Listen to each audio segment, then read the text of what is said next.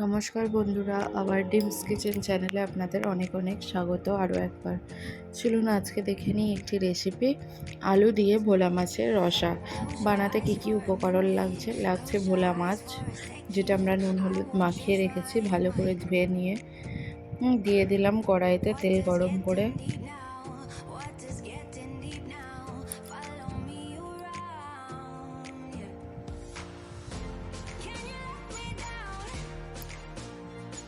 ভালো করে মাছটা ভেজে নেব।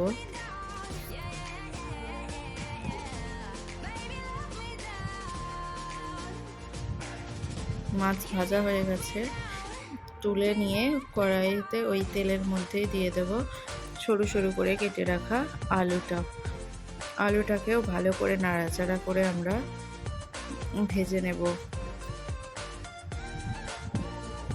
ভোলা মাছ আমরা নানানভাবেই রান্না করে থাকি, কিন্তু আলু দিয়ে এই ভোলা মাছের রসাটা গরম ভাতের সাথে সত্যিই খুব দারুণ লাগে।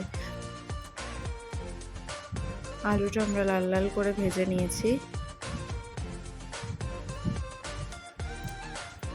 তুলে নেব। দিয়ে অল্প তেল দিয়ে দেব পেঁয়াজ কুচি, অ্যাড করে দেব টমেটো কুচি,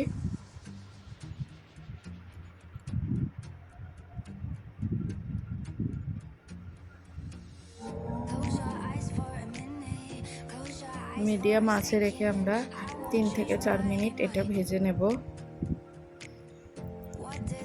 ভেজে নেওয়ার পর পেঁয়াজ ও টমেটোটা নরম হয়ে এসেছে হালকা, আমরা এখানে একটি পেস্ট ব্যবহার করব। আদা, রসুন, কাঁচা লঙ্কা ও অল্প পরিমাণে সর্ষে দিয়ে আমরা এই পেস্টটা বানিয়েছি। সর্ষে দিলে মাছের ঝালটা আরও সুন্দর খেতে হবে। পরিমাণ মতো আমরা এই মশলার পেস্টটা অ্যাড করে দিলাম, দিয়ে ভালো করে নাড়াচাড়া করে মিশিয়ে নেব।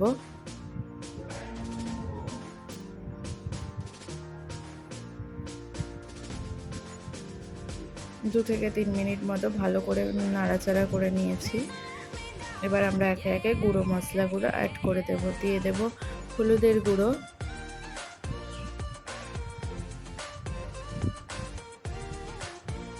দিয়ে দিলাম লঙ্কার গুঁড়ো। ঝালটা অবশ্যই আপনারা আপনাদের স্বাদ অনুযায়ী দেবেন। দিয়ে দেব স্বাদ অনুযায়ী লবণ, দিয়ে আমরা এটাকে নাড়াচাড়া করব। লো ফ্লেমে রেখে একটু ভালো করে আগে মিশিয়ে নেব মশলাটা। আমরা এখানে অ্যাড করলাম কাশ্মীরি লঙ্কার গুঁড়ো, এতে রান্নার রঙটাও খুবই সুন্দর আসবে। দিয়ে আমরা ভালো করে মিডিয়াম ফ্লেমে মশলাটাকে নাড়াচাড়া করে নেব তেল ছেড়ে আসা পর্যন্ত। অ্যাড করে দিলাম জল, দিয়ে দেব আমরা ভেজে রাখা আলুটা দিয়ে একটু নাড়াচাড়া করে